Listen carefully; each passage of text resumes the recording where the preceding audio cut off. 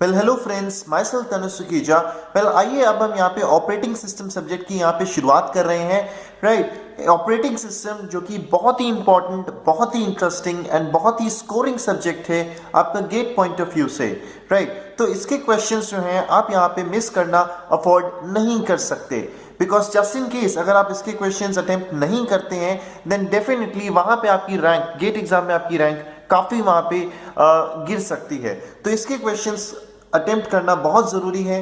Right, जैसे कि मैंने आपको बताया कि सबसे पहली यूनिट जो हम यहाँ पे देखेंगे वो हमारी यहाँ पे होगी इसकी इंट्रोडक्शन एंड बैकग्राउंड। ठीक है, तो यहाँ पे हम सबसे पहले इंट्रोडक्शन एंड बैकग्राउंड में फटाफट हम यहाँ पे चीज़ों को रिवाइज करेंगे। ज़्यादा टाइम हम यहाँ पे स्पेंड नहीं करने वाले हैं। राइट, जल्दी जल्दी जो छोटे छोटे टॉपिक्स हैं, फॉर एग्जांपल ऑपरेटिंग सिस्टम होता क्या है, कितने तरह के ऑपरेटिंग सिस्टम होते हैं, प्रोसेस स्टेट डायग्राम्स, ये सारी चीज़ें हम यहाँ पे देखेंगे। एंड इसके बाद ये सारी चीज़ें पढ़ने के बाद यहाँ पे गेट का क्वेश्चन होगा। वो क्वेश्चन कुछ ये वाला है। गेट 2009 में इंट्रोडक्शन से रिलेटेड प्रोसेस स्टेट डायग्राम के ऊपर एक क्वेश्चन आया था, इसको हम यहाँ पे देखेंगे। तो मैं ये कहना चाह रहा हूँ ये पूरी यूनिट 1 करने के बाद अब इस क्वेश्चन को यहाँ पे आप अटेम्प्ट कर सकते हैं। तो ये सारे टॉपिक्स जो कि इंट्रोडक्शन एंड बैकग्राउंड में आते हैं वो सारे हम यहाँ पे कवर अप करेंगे। राइट, एंड उसके बाद फाइनली यहाँ पे हम हमारी गेट प्रॉब्लम यहाँ पे देखेंगे। एंड इसके बाद मोस्ट ऑफ द टाइम जो सबसे ज़्यादा इंपॉर्टेंट टॉपिक्स आपके यहाँ पे हैं वो हमारे यहाँ पे हैं CPU शेड्यूलिंग, सिंक्रोनाइजेशन जैसे मैंने पहले भी आपको बताया बहुत इंपॉर्टेंट है। स्टूडेंट्स को वहाँ पे काफ़ी दिक्कत वहाँ पे फेस होती है, तो मोस्ट ऑफ द टाइम हम वहीं पे स्पेंड करने वाले हैं। एंड इसके बाद वहाँ पे फिर हम टॉपिक जो हमारा आएगा वो हमारा आएगा डेडलॉक्स में भी हम काफ़ी प्रॉब्लम देखेंगे। And last but not the least सबसे इंपॉर्टेंट हमारी है पेजिनेशन, जो पेजिंग जो कंसेप्ट है वो हम यहाँ पे देखेंगे, उस पर भी हम काफ़ी टाइम वहाँ पे स्पेंड आउट करने वाले हैं। तो आइए सबसे पहले शुरुआत करते हैं एंड जानने की कोशिश करते हैं कि what is an operating system. तो आइए देखते हैं। ओके फ्रेंड्स, तो आइए यहाँ पे जानने की कोशिश करते हैं कि what is an operating system. देखिए, ऑपरेटिंग सिस्टम जो है it's an interface between the user and computer hardware. That means मैं यहाँ पे ये कहना चाह रहा हूँ कि ये जो ऑपरेटिंग सिस्टम जो है आपके यूजर और कंप्यूटर हार्डवेयर के बीच में आता है। एंड बीच में इसलिए आता है ताकि आप चीज़ों को आसानी से यूज कर पाओ। राइट, तो अगर इसका एक डायग्राम यहाँ पे बनता है, मैं आपको यहाँ पे दिखा देता हूँ। सबसे पहले आपका क्या होता है, कंप्यूटर का हार्डवेयर हो गया। राइट, इसके ऊपर बाहर आपका यहाँ पे क्या आएगा, आपका आएगा ऑपरेटिंग सिस्टम जो कि इंटरेक्ट करेगा हार्डवेयर के साथ। राइट, एंड इसके बाद इसके ऊपर जो ऑपरेटिंग सिस्टम से कौन सी चीज़ें इंटरेक्ट करती हैं, ऑपरेटिंग सिस्टम से इंटरेक्ट करेगा आपका यूज़र एप्लीकेशंस या एप्लीकेशन प्रोग्राम्स जो हमारे होते हैं, है ना, यूज़र की एप्लीकेशंस। ठीक है, और इनसे यूज़र एप्लीकेशन से कौन इंटरेक्ट करेगा, आपके यूजर्स हम जो है वो डायरेक्टली किससे इंटरेक्ट करते हैं, यूजर एप्लीकेशन से। सो इस तरह से हायरार्की बनती है। यूजर्स जो है वो यूजर एप्लीकेशन से इंटरेक्ट करते हैं, यूजर एप्लीकेशन ऑपरेटिंग सिस्टम के साथ, एंड ऑपरेटिंग सिस्टम आपका हार्डवेयर के साथ। राइट, तो इससे क्या होता है, एक एब्स्ट्रैक्शन हमें यहाँ पे मिलती है। अगर मान लीजिए आप जानते हैं, फॉर एग्जाम्पल आपने माइक्रोसॉफ्ट वर्ड प्रोग्राम यूज करना है। राइट, तो माइक्रोसॉफ्ट वर्ड प्रोग्राम जो है वो आपका यहाँ पे आएगा। ठीक है, माइक्रोसॉफ्ट वर्ड जो है वो आपका इंटरेक्ट करेगा ऑपरेटिंग सिस्टम के साथ। फॉर एग्जांपल यहाँ पे मैं विंडोज़ ले लेता हूँ, विंडोज़ के साथ वो इंटरेक्ट करेगा, एंड वो ऑपरेटिंग सिस्टम फिर वो हार्डवेयर के साथ यहाँ पे इंटरेक्ट करेगा कि फॉर एग्जांपल कि कितनी मेमोरी उसको प्रोग्राम को यहाँ पे यूज़ करनी है, एलोकेशन कौन सा आपकी प्रायोरिटी पे चलाना है प्रोसेस को। राइट, तो वो सारी चीज़ें जो हैं वो कौन मैनेज करेगा, आपका ऑपरेटिंग सिस्टम करेगा। यूज़र जो है वो केवल और केवल आपका एप्लीकेशन के साथ ही इंटरेक्ट करेगा। तो इससे फ़ायदा क्या होता है, इससे फ़ायदा हमें ये हो गया कि हमें डायरेक्टली हार्डवेयर से इंटरेक्ट करने की यहाँ पे ज़रूरत नहीं है।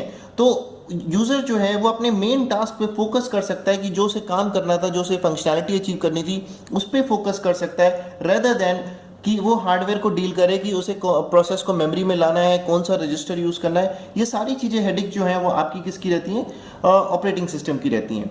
तो यहीं से जो सबसे पहला जो आपका प्राइमरी गोल यहाँ पे निकलता है वो आपका ये निकलता है यहाँ पे। जो अगर प्राइमरी गोल की बात करूँ, देख वो सब चीज़ें तो बाद में आती हैं, जो हम कहते हैं ना रिसोर्स मैनेजर और वो सब चीज़ें तो बाद में आती हैं। जो प्राइमरी गोल है, सबसे पहला गोल जो आपका यहाँ पे आता है वो आपका यहाँ पे आता है कि कन्वीनियंस देना, सहूलियत देना यूज़र को। ठीक है, तो यही चीज़ मैं यहाँ पे लिख रहा हूँ कि कन्वीनियंस, है ना, कन्वीनियंस देना। That means easy to use, हमें चीज़ों को हम आसानी से यहाँ पे यूज़ कर पाए। Easy to use. तो ये सबसे प्राइमरी गोल आपका यहाँ पे होता है अब इसका ऑपरेटिंग सिस्टम का। और अगर सेकेंडरी गोल की अगर आप बात करो, सेकेंडरी गोल जो है वो हमारा यहाँ पे होता है कि एफिशिएंसी प्रोवाइड कराना, कि प्रोग्राम्स जो हम यहाँ पे चला रहे हैं उनको एफिशिएंटली हम यहाँ पे चीज़ों को यहाँ पे यूज़ कर पाएँ, राइट। तो ये इसका यहाँ पे गोल होता है। वेल ओके फ्रेंड्स, जैसे कि मैंने आपको यहाँ पे बताया था कि ऑपरेटिंग सिस्टम जो है वो हार्डवेयर के साथ इंटरेक्ट करता है। तो हार्डवेयर के साथ इंटरेक्ट करने का मतलब क्या है कि उसकी जितनी भी हार्डवेयर की रिसोर्सेज हैं उनको वो वहाँ पे मैनेज करता है, एंड जो भी यूज़र प्रोग्राम वहाँ पे एक पर्टिकुलर हार्डवेयर रिसोर्स की अगर रिक्वायरमेंट वहाँ पे जनरेट करता है तो उनको वहाँ पे वो एलोकेट करता है। एंड इसीलिए आपका जो ऑपरेटिंग सिस्टम है it is also known as resource manager या रिसोर्स एलोकेटर। ये रिसोर्सेज को यहाँ पे आपकी एलोकेशन करता है ना। तो रिसोर्सेज मैं आपको यहाँ पे बता दूँ दो तरह की होती हैं। रिसोर्सेज दो तरह की होती हैं। सबसे पहली रिसोर्स हमारी एक होती है हार्डवेयर रिसोर्स, है ना। रिसोर्स आपकी हार्डवेयर टाइप की भी हो सकती है, एंड सेकेंड रिसोर्स आपकी यहाँ पे सॉफ्टवेयर टाइप की भी हो सकती है। तो अगर हार्डवेयर रिसोर्सेज का अगर मैं एग्जांपल यहाँ पे आपको दूँ, फॉर एग्जांपल हमारे डिवाइसेस हो गए, है ना। फॉर एग्जांपल एक प्रिंटर एक रिसोर्स है कि हमें एक पर्टिकुलर प्रोसेस को ये प्रिंटर देना है कि नहीं देना, राइट। डिवाइसेस हो गए, मेमोरी भी हो गई, मेमोरी भी आपकी हार्डवेयर रिसोर्स की कैटेगरी में आती है। और अगर मैं सॉफ्टवेयर रिसोर्स की बात करूं तो हो सकता है यहाँ पे एग्जांपल मैं लेता हूँ फाइल्स का, है ना। तो फाइल्स एक एग्जांपल है सॉफ्टवेयर रिसोर्स का, है ना। तो ये इस तरह की रिसोर्सेज को यहाँ पे जो ऑपरेटिंग सिस्टम है वो यहाँ पे मैनेज करता है और उन्हें वहाँ पे एलोकेट करता है। जो भी यूजर एप्लीकेशन या जो भी प्रोग्राम्स होते हैं वो अगर रिक्वायरमेंट उनकी वहाँ पे होती है, ठीक है। आइए आगे बढ़ते हैं, इसके बाद समझने की कोशिश करते हैं कि सिस्टम कॉल्स क्या होती हैं। वेल ओके फ्रेंड्स, तो आइए यहाँ पे समझने की कोशिश करते हैं कि सिस्टम कॉल क्या होती है। Let's say for example user ने यहाँ पे कोड लिखा हुआ है ना, तो मेन फंक्शन के अंदर उसने printf फंक्शन यहाँ पे कॉल किया।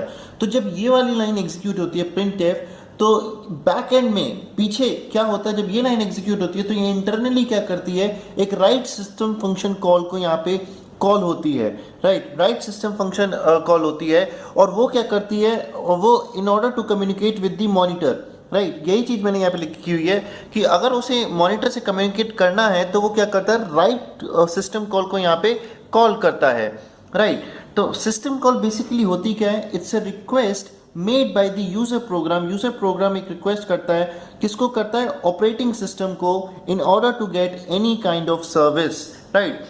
तो बेसिकली सिस्टम कॉल्स क्या होती हैं, सिस्टम कॉल्स आर रिक्वेस्ट जो कि यूजर प्रोग्राम्स करते हैं, किसको, ऑपरेटिंग सिस्टम को, ताकि कोई वो एक सर्विस है उनको वहाँ पे अवेल कर पाएँ, ठीक है। सिस्टम कॉल्स जो है मैं आपको आगे डिटेल में और पढ़ाऊंगा, बट फिलहाल आप यहाँ पे इतना समझ सकते हैं, इस डेफिनेशन से आप इतना समझ सकते हैं कि अगर कोई भी सर्विस हमें चाहिए होती है तो वो ऑपरेटिंग सिस्टम को वहाँ पे सिस्टम कॉल्स की मदद से वहाँ पे ये चीज़ें रिक्वेस्ट करते हैं। So I hope you are comfortable with this. आइए आगे बढ़ते हैं और नेक्स्ट टॉपिक हम यहाँ पे पढ़ते हैं which is types of operating system. Well friends, just in case अगर आपको वीडियोस पसंद आए तो आप इस चैनल को सब्सक्राइब कर सकते हैं by just clicking on this subscribe button. And एक चीज़ और ध्यान रखिएगा, सब्सक्राइब बटन पे क्लिक करने के बाद आपके पास यहाँ राइट हैंड साइड पे एक सेटिंग्स का बटन आएगा जिसको आप क्लिक कर सकते हैं। और क्लिक करने के बाद यहाँ पे आप नोटिफिकेशंस के लिए, ईमेल रिमाइंडर्स भेजने के लिए आपके पास एक ऑप्शन आता है सेंड मी अपडेट्स, इसको क्लिक करिए एंड देन सेव। वेल जैसे ही फिर आप मेल पे लॉगिन करेंगे तब आपको यूट्यूब की नोटिफिकेशंस आएंगी जब भी न्यू वीडियोस अपलोड होती हैं। फॉर एग्जाम्पल यहाँ पे सोशल टैब के अंदर यूट्यूब की नोटिफिकेशन आई हुई है कि computer forum NCR has just loaded a new video. तो इस तरह की अपडेट्स आपको मिलती रहेंगी जस्ट इन केस अगर आप सब्सक्राइब कराते हैं। तो ध्यान रखिएगा जो भी नोटिफिकेशंस आपको यूट्यूब की तरफ से आएंगी वो सोशल लेवल के अंडर आएंगी।